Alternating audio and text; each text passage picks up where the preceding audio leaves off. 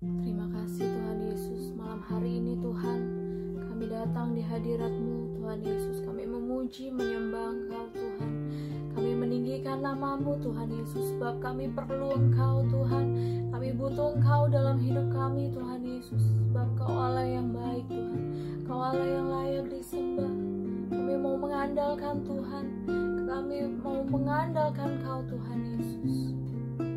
Haleluya Yesus. Ku perlu Engkau Yesus, haus jiwaku menantikan-Mu. Ku percaya Kau penuh pengharapanku di dalam-Mu. Sekali lagi, ku perlu Kau Yesus, ku perlu Engkau Yesus, haus jiwaku menantikan-Mu. Ku percaya Kau penuh pengharapanku di dalam-Mu, Yesus. Yesus, hanya Kau yang ku andalkan, melebihi siapapun juga. Yesus, hanya Kau yang ku percaya di setiap waktu. Tiada lain yang ku andalkan selain Kau, Yesus. Haleluya. Kami perlu Kau Tuhan. Ku perlu Engkau Yesus, haus jiwaku menantikan-Mu. Ku percaya Kau penuh pengharapanku di dalam-Mu. Sekali lagi, kami perlu Kau Yesus. Ku perlu Engkau Yesus, haus jiwaku menantikan-Mu. Amin. Ku percaya Kau penuh pengharapanku di dalam-Mu. Yesus, hanya Kau yang ku andalkan, melebihi siapapun juga. Yesus, hanya Kau yang ku percaya di setiap waktu. Tiada lain yang ku andalkan selain Kau, Yesus.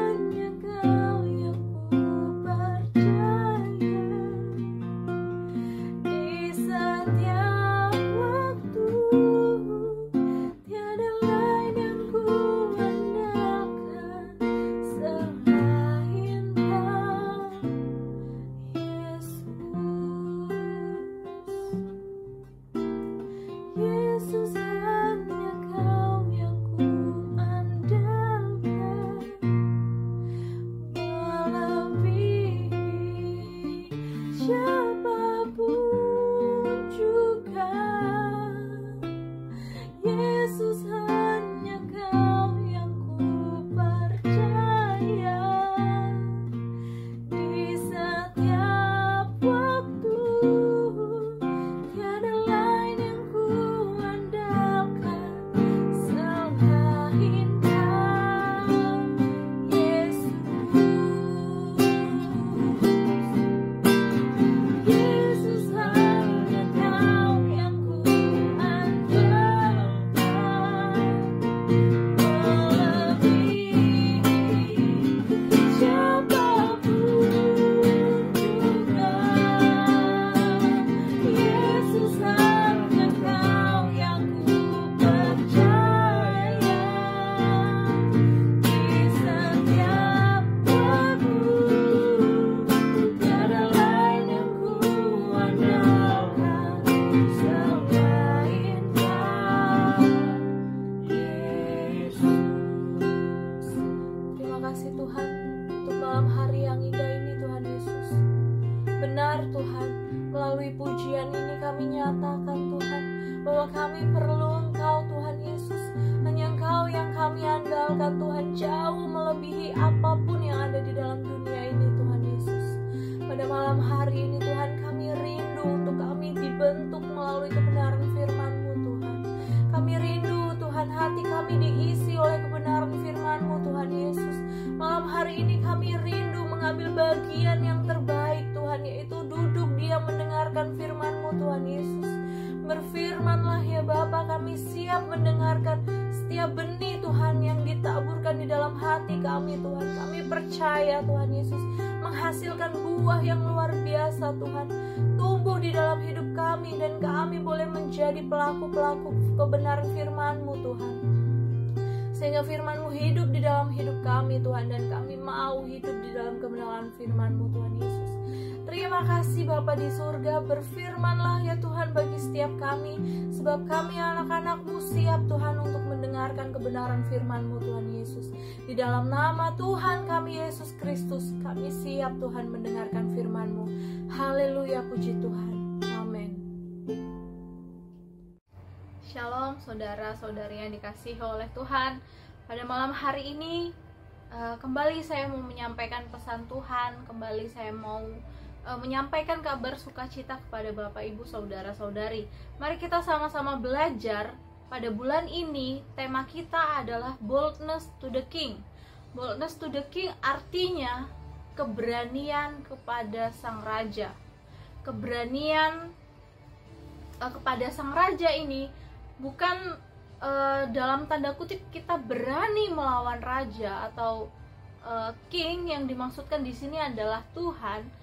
Bukan berarti kita berani melawan Tuhan, tetapi justru kita berani untuk menyatakan kebenaran Tuhan. Kita harus memiliki keberanian hidup di dalam kebenaran. Kita memiliki keberanian untuk mempertahankan kebenaran. Mari kita sama-sama belajar yang saya ambil di dalam surat Paulus kepada jemaat yang ada di Filipi, yaitu di dalam Filipi 1 ayat yang ke-29. Mari kita sama-sama membaca. Sebab kepada kamu dikaruniakan bukan saja untuk percaya kepada Kristus, melainkan juga untuk menderita untuk Dia. Amin. Oke Bapak Ibu, saya mau menyampaikan hal ini kepada Bapak Ibu karena keberanian untuk mempertahankan kepercayaan kita, keberanian untuk mempertahankan kebenaran adalah hal yang sulit memang Bapak Ibu, tetapi saya percaya karena Tuhan Yesus yang sudah memanggil kita, yang sudah mengutus kita. Jika kita saat ini boleh percaya kepada Tuhan, jika kita saat ini boleh mengenal Tuhan, itu bukan atas usaha kita Bapak Ibu, tapi itu karena Bapa sendiri yang mengaruniakan hal itu kepada kita. Jadi kita harus bersyukur, kita harus beruntung jika saat ini kita boleh mengenal siapa itu Tuhan kita Yesus Kristus. Kita boleh mengenal siapa pribadi Yesus sebenarnya. Di dalam Filipi 1 ayat 29 ini menjelaskan bahwa sebagai anak-anak Tuhan, sebagai orang-orang yang percaya kepada Tuhan, sebagai orang-orang yang telah dikaruniai untuk percaya kepada Kristus, kita harus berani untuk menderita. Karena kita dipanggil, kita dikaruniai, bukan hanya untuk percaya saja. Kita dipanggil, kita dikaruniai untuk ikut bersama-sama menderita dengan Dia, menderita dengan Tuhan. Tuhan tidak pernah menjanjikan bahwa segala sesuatunya akan berjalan baik-baik saja. Tuhan tidak pernah menjanjikan bahwa hidup manusia akan selalu mulus. Tidak, Bapak Ibu. Tuhan tidak pernah berjanji bahwa langit akan selalu biru atau jalan selalu mulus-mulus saja dalam hidup ini. Tuhan tidak pernah berjanji bahwa dalam hidup manusia tidak ada masalah persoalan. Tidak, Bapak Ibu. Tetapi di balik masalah persoalan, di balik mendungnya langit, ataupun di balik adanya badai dalam hidup ini, ada penyertaan Tuhan di dalamnya. Oleh sebab itu, Tuhan Yesus katakan, Tuhan Yesus mau bahwa kita harus berani untuk menanggung penderitaan yang kita hadapi, Bapak Ibu. Saya mau katakan bahwa kita sebagai orang-orang yang percaya, kita harus menjadi martir-martirnya Kristus. Kita harus menjadi martir Kristen, kita harus menjadi martirnya Tuhan Yesus. Mungkin Bapak Ibu sudah tidak asing lagi dengan kata-kata martir. Hampir semua orang-orang Kristen sudah tahu istilah atau arti dari kata martir. Martir adalah orang Kristen yang menderita dan mati karena mempertahankan kepercayaan mereka kepada Kristus. Jika Bapak Ibu ingin tahu seperti apa martir itu, Bapak Ibu baca firman Tuhan. Kebanyakan, hampir semua, hampir seluruh, bahkan mungkin seluruh orang-orang yang dipakai Tuhan di dalam firman Tuhan ini, semuanya mati dengan mempertahankan Injil. Mereka mati dengan mempertahankan kebenaran. Bahkan Tuhan Yesus sendiri adalah merupakan salah satu contoh martir. Dia mati di kayu salib dengan mempertahankan Injil kebenaran. Selain itu, dia melakukan tugas yang Bapa di sorga berikan kepada dia, yaitu untuk menyelamatkan kita, membebaskan kita, menebus kita dari setiap dosa-dosa kita yang sudah kita lakukan. Seharusnya kita yang binasa, seharusnya kita yang disalibkan. Tetapi karena kasih Tuhan, dia memberikan anaknya yang tunggal untuk menebus setiap dosa-dosa manusia. Tuhan Yesus adalah salah satu contoh martir. Dia mati, dia menderita sepanjang hidupnya untuk mempertahankan kebenaran, untuk mengabarkan kebenaran. Oleh sebab itu, Bapak Ibu, kita sebagai orang-orang yang percaya kepada Tuhan, jangan sekali-sekali kita takut dengan penderitaan. Jangan sekali-sekali kita takut dengan keadaan yang mungkin membuat kita menderita. Kita harus berani untuk menderita bersama dengan Tuhan. Tuhan Yesus katakan, barang siapa yang hendak mengikut dia, ia harus menyangkal dirinya, memikul salibnya, dan mengikut Tuhan. Di sini dikatakan memikul salib, bukan berarti hidup enak-enak saja, bukan berarti hidup di dalam zona yang nyaman. Arti kata memikul salib adalah kita berani keluar dari zona nyaman kita berani menderita bersama dengan Tuhan, kita berani memikul penderitaan, kita berani berjalan bersama dengan Tuhan, sekalipun di hadapan kita diperhadapkan dengan masalah persoalan, dengan penderitaan yang ada. Mari kita belajar dari kisah hidup Ayub. Ayub diperhadapkan dengan banyak penderitaan. Dia harus kehilangan semua harta bendanya, bahkan dia harus kehilangan anak-anaknya. Dia merasakan sakit di tubuhnya, dia dijauhi oleh teman-temannya, bahkan istrinya meninggalkan dia, istrinya menyuruh dia untuk mengutuki Tuhan. Tetapi apa yang dilakukan oleh Ayub? Ayub memiliki keberanian yang luar biasa. Dia tetap berpegang teguh pada pendiriannya, bahwa sekalipun Ayub memiliki alasan untuk dia kecewa kepada Tuhan, tetapi Ayub tidak mau kecewa kepada Tuhan. Ayub tidak mau menghujat Tuhan, Ayub tidak mau mengutuki Tuhan, Ayub tidak mau bersungut-sungut kepada Tuhan. Tetapi Ayub memiliki keberanian, dia menanggung penderitaannya, Bapak Ibu.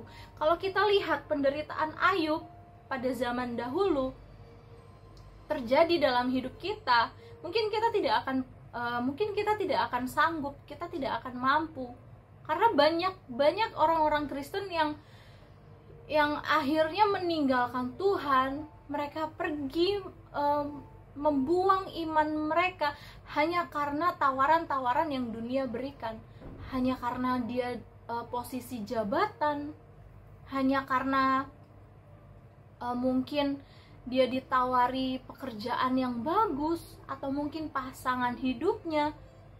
Dunia banyak menawarkan hal-hal yang menggiurkan untuk orang-orang yang percaya dengan Tuhan.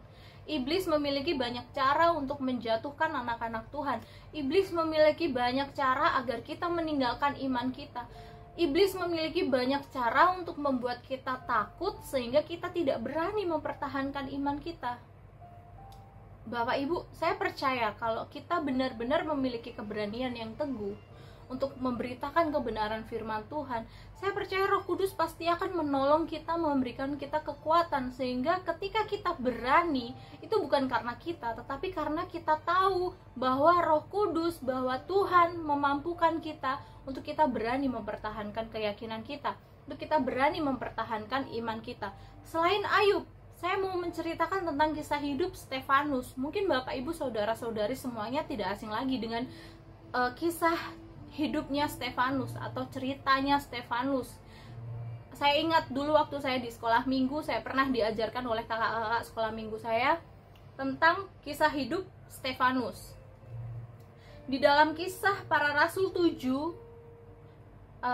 pasal 7 ayat yang pertama hingga ayat yang ke-60. Bapak Ibu boleh baca, nanti di rumah masing-masing boleh membaca kisah bagaimana sih ceritanya Stefanus ini. Dia berani mempertahankan kebenaran, dia berani menceritakan tentang kebenaran hingga dia kehilangan nyawanya.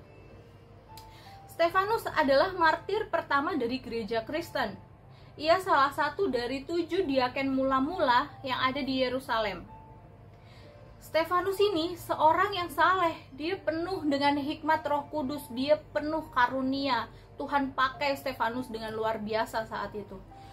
Stefanus ini karena dia dipenuhi oleh Roh Kudus, dia saleh, hidupnya dekat dengan Tuhan, hidupnya melekat dengan Tuhan, sehingga Stefanus ini dipakai Tuhan luar biasa dengan mengadakan tanda-tanda dan mujizat yang luar biasa di Yerusalem.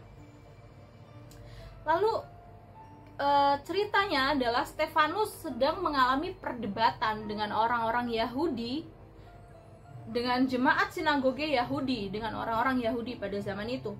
Orang-orang tersebut, tetapi dalam perdebatan itu, orang-orang tersebut tidak sanggup untuk melawan hikmat Stefanus, karena bukan Stefanus yang berkata-kata, tetapi Roh Kudus yang ada di dalam dirinya yang mendorong Stefanus untuk berkata-kata. Jadi bukan Stefanus yang berkata-kata, tetapi roh yang ada di dalam dia yang berkata-kata, yang menyampaikan kebenaran itu.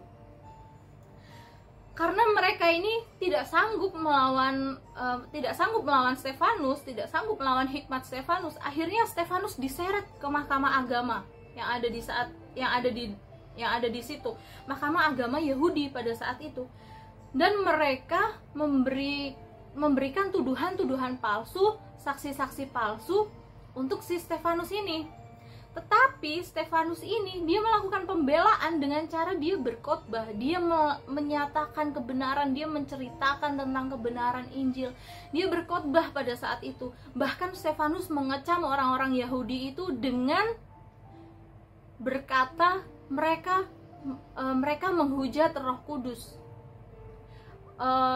Orang-orang Yahudi ini, Stefanus bilang, kalian ini orang-orang yang menghujat Roh Kudus, kata Stefanus seperti itu. Lalu mendengar hal itu, orang-orang Yahudi di situ, mereka marah, hati mereka semakin panas, sehingga orang-orang Yahudi di situ lebih lagi menyiksa dan menganiaya Stefanus dengan cara melempari Stefanus dengan batu sampai Stefanus mati. Dan lebih luar biasanya lagi, sebelum Stefanus mati, Stefanus berdoa bagi mereka, bagi orang-orang yang menganiaya Stefanus pada saat itu. Dan Tuhan memberikan penghormatan kepada Stefanus. Di sini kita bisa belajar Bapak Ibu bahwa mungkin di tengah-tengah keadaan kita sedang dipojokkan. Mungkin dunia sedang memberikan tuduhan-tuduhan palsu yang seakan-akan membuat kita down, membuat kita memiliki alasan untuk meninggalkan Tuhan. Mungkin dunia menghimpit kita dikucilkan, kita tidak dianggap oleh dunia karena kita berbeda. Mungkin mereka semakin kita menceritakan kebaikan Tuhan, semakin kita hidup di dalam Tuhan, mungkin mereka semua, keadaan semuanya melihat kita menjadi anak Tuhan yang berkualitas, mereka mungkin tidak terima sehingga mereka memojokkan kita, mereka menganiaya kita sehingga kita memiliki penderitaan batin, penderitaan pikiran. Mungkin kita stres memikirkan keadaan, kok saya dikucilkan, kok saya seperti ini, seperti itu. Tetapi kita harus belajar dari Stefanus bahwa sekalipun keadaan pada saat itu tidak ada yang memihak kepada Stefanus sama sekali, tetapi Stefanus tetap berpegang teguh kepada kebenaran. Dia tetap berani untuk mempertahankan kebenaran. Sekalipun Stefanus harus mati dirajam batu, Stefanus harus mati dilempari batu, hanya karena dia membela kebenarannya, dia mempertahankan kebenarannya. Bahkan dia sampai mati Bapak Ibu, dia sampai kehilangan nyawanya, dia tetap mempertahankan kebenaran itu. Lalu yang kedua, kita bisa belajar dari Paulus.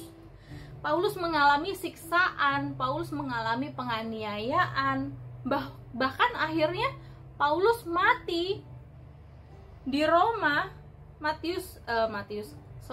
Paulus harus mati dipenggal kepalanya di Roma oleh Kaisar Nero. Bapak Ibu, saya kalau membaca kisah Paulus, kalau saya membaca tentang perjalanan penginjilan Paulus ini, Rasul Paulus, penderitaan yang dialami manusia zaman sekarang itu mungkin dua kali lipat, bahkan berlipat-lipat kali lipat dari yang dirasakan Paulus pada zaman dahulu. Penderitaan yang sangat berat yang manusia pernah rasakan pada zaman ini, Paulus sudah pernah mengalaminya Bapak Ibu. Paulus harus kedinginan, dia harus kelaparan, Paulus harus kehausan, Paulus harus dilempari batu ketika dia menyatakan kebenaran, dia memberitakan Injil dari kota ke kota, dari negara ke negara, dari daerah ke daerah. Bahkan dia pernah dipenjara karena dia membela Injil. Paulus harus mati di Roma karena dia mempertahankan kebenaran itu. Karena dia memiliki komitmen bahwa aku berani untuk mempertahankan kebenaran. Aku berani untuk melakukan apa yang benar bagi Tuhanku. Aku berani melakukan apa yang benar di hadapan Tuhan. Sekalipun sekelilingnya, mungkin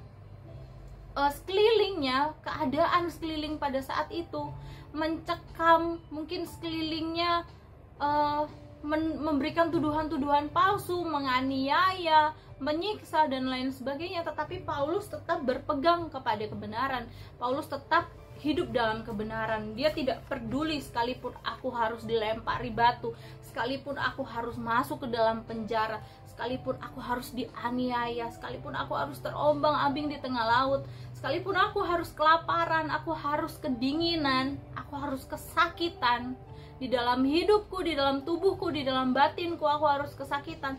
Tetapi Paulus tetap berani untuk menderita untuk Tuhan. Lalu pada malam hari ini kita akan belajar. Kita akan belajar dari satu pribadi yang luar biasa, yang akan menjadi tujuan kita untuk belajar tentang keberanian, yang menjadi teladan kita bagaimana kita bisa belajar tentang keberanian.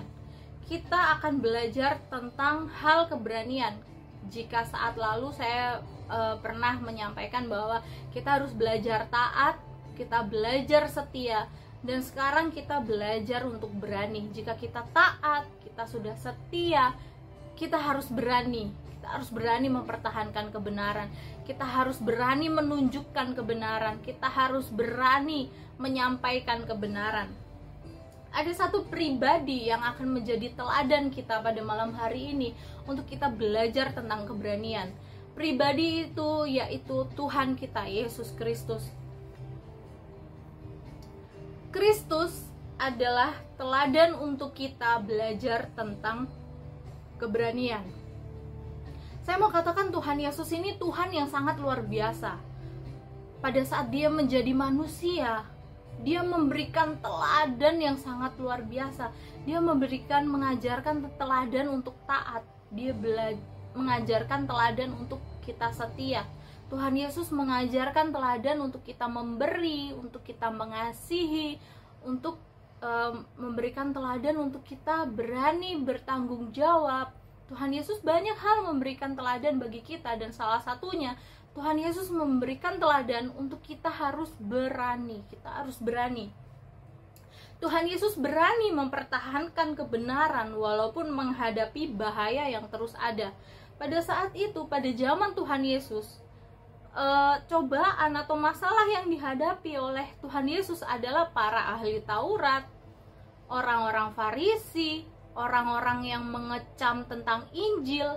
Karena pada saat itu mereka kuat mempertahankan hukum Taurat, mereka kuat mempertahankan adat istiadat Yahudi mereka, sehingga bagi mereka Tuhan Yesus ini pada saat mengajarkan kebenaran, mengajarkan Injil, mereka menganggap bahwa ajaran yang Tuhan Yesus ajarkan ini adalah ajaran yang sesat, ajaran yang menentang hukum Taurat. Padahal sebenarnya tidak seperti itu, Bapak Ibu. Tetapi karena kedegilan hati mereka, karena kepicikan pikiran mereka, mereka memiliki pemikiran yang seperti itu, sehingga mereka selalu menentang ajaran-ajaran Tuhan. Bahkan mereka terus tidak henti-hentinya mencari kesalahan Tuhan Yesus. Jika kita membaca, kita sering merenungkan kebenaran firman Tuhan, kita sering membaca Alkitab, belajar tentang apa yang kisah hidup Tuhan Yesus, bagaimana pelayanan Tuhan Yesus. Di situ kita akan melihat bahwa yang selalu ditemui oleh Tuhan Yesus ini adalah ya ahli-ahli Taurat, orang-orang Farisi, yang selalu menyebabkan masalah-masalah yang ada pada saat itu. Tetapi Tuhan Yesus tidak pernah berhenti untuk berani mempertahankan kebenaran, untuk berani menginjil, untuk berani memberitakan kebenaran. Walaupun dia harus menghadapi bahaya-bahaya yang pada akhirnya mengancam nyawanya. Pada akhirnya banyak orang, bahkan ahli-ahli Taurat, orang-orang Farisi, orang yang paling di depan, yang berseru salibkan dia. Tapi Tuhan Yesus tidak pernah berhenti. Apa keberanian yang dilakukan oleh Tuhan Yesus? Kita akan belajar keberanian membersihkan bait suci. Pada saat itu pembersihan bait suci dari orang-orang yang berdagang, orang-orang yang berjualan. Tuhan Yesus tidak takut-takutnya untuk membersihkan hal-hal itu, membuang hal-hal itu. Di dalam Matius 21 ayat yang ke-12 dan ke-13, Tuhan Yesus dengan berani, karena Tuhan Yesus tahu ini hal yang salah. Rumahku adalah rumah doa, bukan sarang penyamun, kata Tuhan. Di sini Tuhan Yesus memberikan teladan bagi kita bahwa kita harus berani, sekalipun mungkin pada saat itu banyak orang-orang yang mungkin tidak terima, semua barang-barang dagangannya harus berserakan. Burung-burung yang dijual untuk mempersembahkan korban di bait suci semuanya lepas. Bahkan hewan-hewan yang mereka jual di situ lepas, semuanya hancur. Dagangan mereka hancur. Tetapi Tuhan Yesus tidak takut untuk melakukan kebenaran pada saat itu, karena Tuhan Yesus tahu itu hal yang salah. Jadi dia harus melakukan hal yang benar. Dia tidak takut dia tidak takut dengan adanya orang-orang itu marah atau bagaimanapun. Dia tidak takut. Yang dia lakukan adalah hal yang benar. Dan ketika 5.000 orang di Kapernaum berkurang jumlahnya, Tuhan Yesus tidak takut. Tuhan Yesus tidak pernah sedih, dan Tuhan Yesus tidak pernah menyimpang dari tujuan. Sekalipun dikatakan di dalam Yohanes 6 ayat 66, banyak muridnya yang pergi meninggalkan dia. Di ayat 67 pun begitu sebaliknya. Banyak murid-muridnya yang meninggalkan dia. 5.000 orang yang ada di Kapernaum meninggalkan dia. Berkurang jumlah pengikut Tuhan pada saat itu. karena Tuhan mengajarkan tentang roti hidup bagi mereka, hal itu sangat keras sehingga tidak bisa dicerna oleh nalar pikiran mereka, sehingga mereka pergi meninggalkan Tuhan. Terkadang seringkali dalam hidup ini kita juga demikian Bapak Ibu, tanpa kita sadari. Mungkin ketika kita mendengarkan firman Tuhan, firman itu terasa keras bagi kita, tidak mengenakkan telinga kita, membuat hati kita langsung bergejolak karena dikoreksi oleh kebenaran firman Tuhan. Seringkali kita sudah, ya udahlah, aku udah nggak mau lagi ke gereja, aku udah nggak mau lagi baca firman, aku udah nggak mau lagi dengar khotbah, aku nggak mau lagi ke gereja karena nanti ke gereja pasti aku kena lagi, ke gereja nanti pasti aku gini lagi, nanti di gereja kayak gini lagi. Padahal bukan seperti itu Bapak Ibu. Terkadang kita harus menerima ajaran yang keras karena iman kita sudah didewasakan. Kalau kita cuma mau makanan-makanan yang lembut-lembut saja, berarti kita masih bayi-bayi rohani. Kita sudah, berarti pertumbuhan iman kita mati, berarti kita tidak bertumbuh. Jika Tuhan menegur kita dengan keras, harusnya kita mengintrospeksi diri kita. Kita belajar mengoreksi diri kita bahwa, aku harus berubah. Jika Tuhan mau aku seperti ini, berarti aku harus jadi seperti apa yang Tuhan mau. Sekalipun itu keras, tetapi 5.000 orang yang ada di Kapernaum ini, mereka memilih pergi meninggalkan Tuhan karena ajaran Tuhan terlalu keras pada saat itu mengenai tentang roti hidup. Bahkan Tuhan juga pada saat itu berdebat juga dengan para ahli-ahli Taurat, tetapi Tuhan Yesus tidak takut. Dia tidak menyimpang dari tujuannya, yaitu untuk memberitakan kebenaran firman Tuhan. Tuhan tidak menyimpang dari ajarannya. Dia tidak takut, sekalipun banyak orang pergi meninggalkan dia. Bahkan murid-muridnya juga pergi meninggalkan dia. Dia tidak takut karena dia memiliki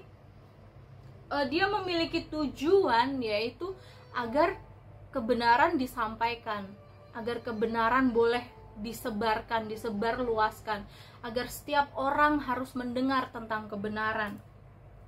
Lalu yang terakhir yaitu penangkapan Kristus, penangkapan Tuhan Yesus Kristus pada malam hari pada saat Tuhan berdoa di Taman Getsemani setelah Yudas menyerah, setelah Yudas bertemu dengan orang-orang pada saat itu, ahli-ahli Taurat, dan dia menyerahkan Tuhan Yesus pada saat itu. Apa yang terjadi? Tuhan Yesus tidak takut, dia tidak lari untuk menghindari para prajurit yang akan menangkap dia. Padahal Tuhan Yesus tahu apa yang akan dihadapi setelah penangkapan itu, apa yang akan dia terima setelah penangkapan itu. Dia harus menerima cambukan, dia harus menerima pukulan, dia harus menerima siksaan, dia harus menerima hujatan, dia harus menerima saksi palsu, Tuhan harus dilempar-lempar dari raja ini ke raja ini, raja ini ke raja ini.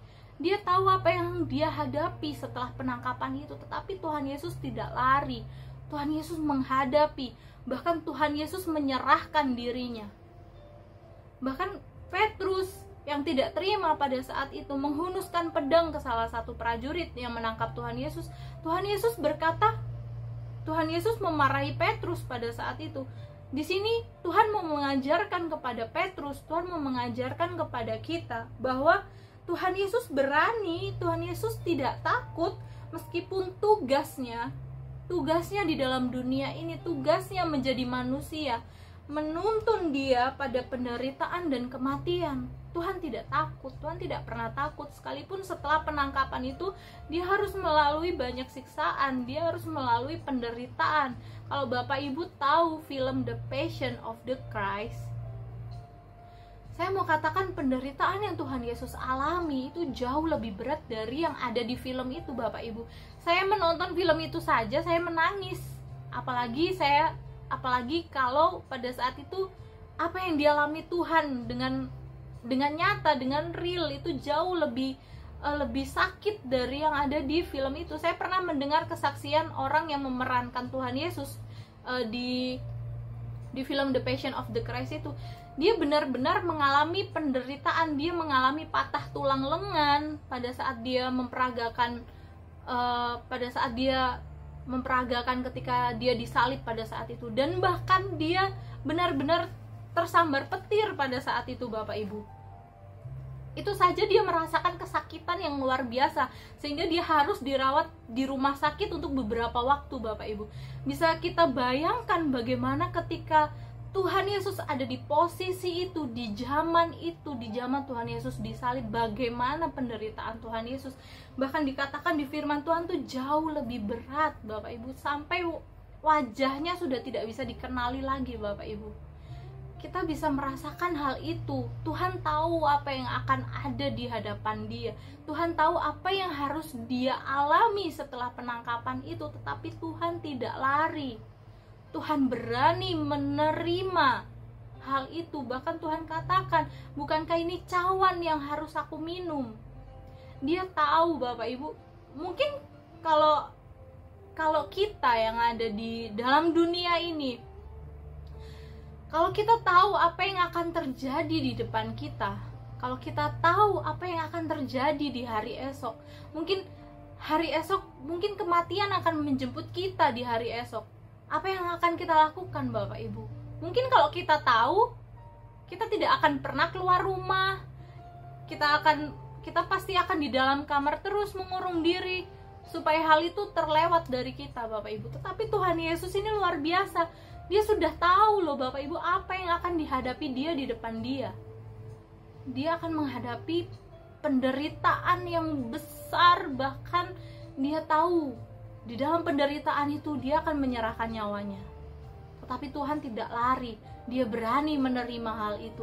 Tuhan berani menerima cawan itu, Bapak Ibu. Di sini kita belajar, teladan yang Tuhan berikan bagi kita adalah untuk berani. Sebagai kesimpulan untuk menutup khotbah saya malam hari ini adalah menjadi berani, tidak perlu takut dan khawatir, Bapak Ibu. Orang yang berani, dia tidak akan takut. Orang yang berani, dia tidak akan khawatir. Karena khawatir dan ketakutan akan menghambat keberanian kita. Khawatir dan ketakutan akan membuat kita bimbang dan akhirnya kita tidak berani untuk melangkah. Ketakutan dan kekhawatiran akan menghimpit kita sehingga kita tidak akan berani untuk bertindak, kita tidak akan berani untuk melangkah, Bapak Ibu. Lalu yang kedua, menjadi berani tidak perlu takut jika menjadi berbeda dengan yang lain. Seperti yang saya katakan tadi, sekalipun kita berbeda dengan dunia karena kita tidak berasal dari dunia ini. Kata firman Tuhan, kita bukan anak-anak dunia, kita berbeda dengan dunia. Sekalipun kita menjadi berbeda, kita tidak usah takut, kita harus berani. Karena kita memiliki Tuhan yang luar biasa, kita harus berani apapun yang terjadi, apapun penderitaan yang ada di depan kita, Bapak Ibu, kita harus berani. Berani adalah ciri-ciri hidup laskar-laskar Kristus. Kalau kita dibilang laskar-laskar Kristus, kalau kita dibilang kita adalah prajurit-prajurit Tuhan, kita tidak boleh takut. Karena prajurit tidak memiliki rasa takut. Prajurit tidak boleh takut. Prajurit tidak menyerah sebelum berperang. Begitu juga kita. Kita sebagai laskar-laskar Kristus, kita sebagai prajurit-prajuritnya Tuhan. Kita harus berani. Kita harus berani mempertahankan kerajaan. Kerajaan kita apa? Kerajaan kita kerajaan kekal, yaitu kerajaan surga. Kita harus berperang melawan tipu-tipu muslihat iblis, melawan tawaran-tawaran iblis yang menggiurkan kita, melawan tawaran-tawaran iblis yang menjadi alasan agar kita meninggalkan Tuhan. Kita harus melawan hal-hal itu. Kita harus berani untuk mengambil komitmen bahwa aku mau mempertahankan kebenaran, aku mau melakukan kebenaran, dan aku mau memberitakan kebenaran. Orang yang berani, ia tidak berhenti mencoba meskipun derita. Sama seperti Stefanus, sama seperti Paulus. Paulus tidak berhenti mencoba. Paulus tidak berhenti menginjil dari kota ke kota yang lain, dari daerah ke daerah yang lain. Sekalipun dia dilempari batu, dia tetap kembali ke kota itu. Sekalipun dia dipenjara, sekalipun dia disiksa pada saat itu, tapi dia tidak menyerah. Dia tidak takut untuk gagal, dia tidak takut untuk mencoba lagi. Paulus terus mencoba sampai daerah itu menerima Kristus, sampai daerah itu dimenangkan oleh Rasul Paulus. Orang yang berani tidak takut gagal.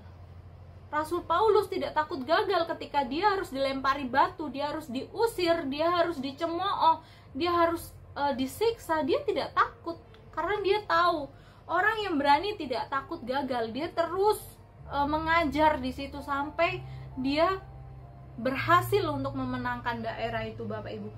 Yang terakhir, keberanian yang didasarkan pada firman Tuhan adalah berani hidup di dalam kebenaran. Kalau kita adalah anak-anak Tuhan, kita adalah orang-orang yang percaya kepada Tuhan. Dikatakan tadi, kita dikaruniakan bukan hanya untuk percaya, kita harus ikut menderita. Oleh sebab itu kita harus berani hidup di dalam kebenaran. Memang hidup dalam kebenaran susah Bapak Ibu, tidak semudah yang mungkin yang orang-orang dunia katakan, tidak semudah yang kita lihat bagaimana cara hidup orang-orang dunia. Kita menjadi berbeda memang sulit Bapak Ibu. Kita hidup dalam kebenaran, artinya kita hidup berbeda dengan dunia.